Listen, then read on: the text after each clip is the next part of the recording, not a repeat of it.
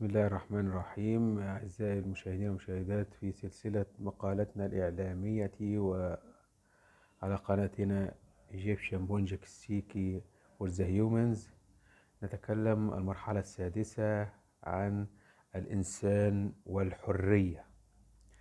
الإنسان والحرية من الأشياء المفيدة والمهمة للبشرية وللإنسان في كل وقت وحين على مدار حياته منذ الصغر حتى بلوغه الكبر والهرم.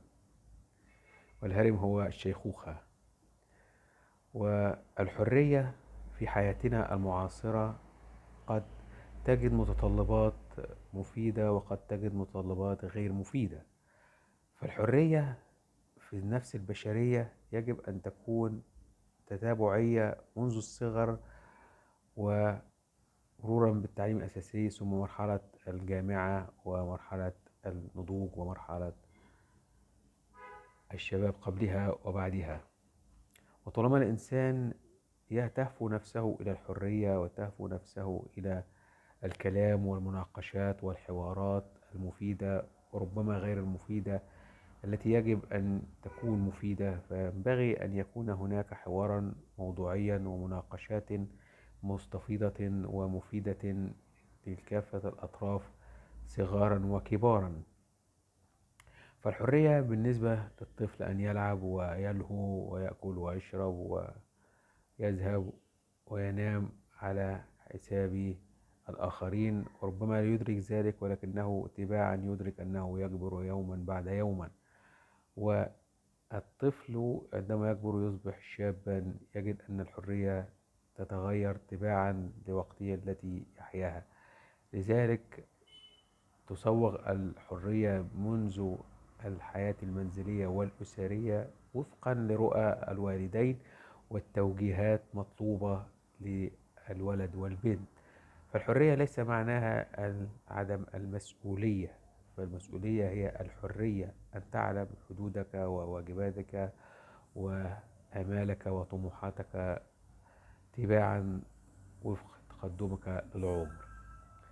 فالحرية للبنت والحرية للولد يجب أن تكون هناك تساق ومناسقة ومراقبة عقلية للوالدين حتى ينشأ الطفل فالشاب في مناخ جوهري مفيد يفيد الولد والبنت.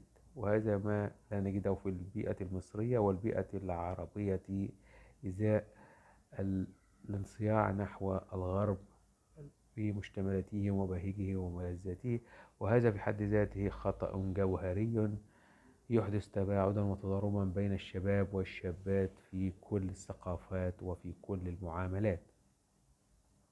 فلذلك يجب أن تكون الحرية حرية منظمة وبسيطة، ويكون الطرفين والوالدين في حالة رقابة متتابعية ويعطوا الأمان للولد والبنت في الحدود المسموح بها ووفق التقاليد والمواريث الاجتماعية والحياة التي يحيونها. فليس كل من ملك الحرية يملك العالم ويملك ذاته ومباهجه وآماله المستمر.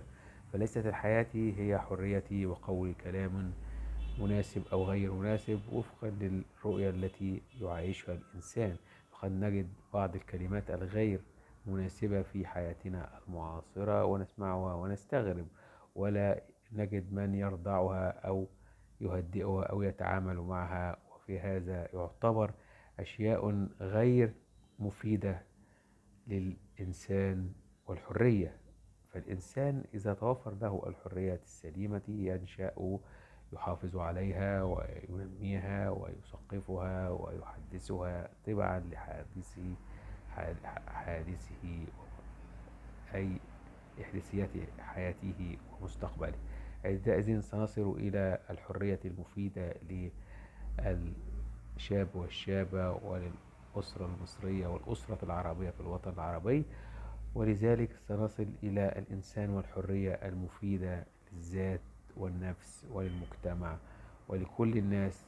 يحب بعضنا البعض ونتعامل بحرية سليمة وفق معايير سليمة. مع تحياتي Egyptian Bonjik Siki for the Humans. Thank you. Goodbye.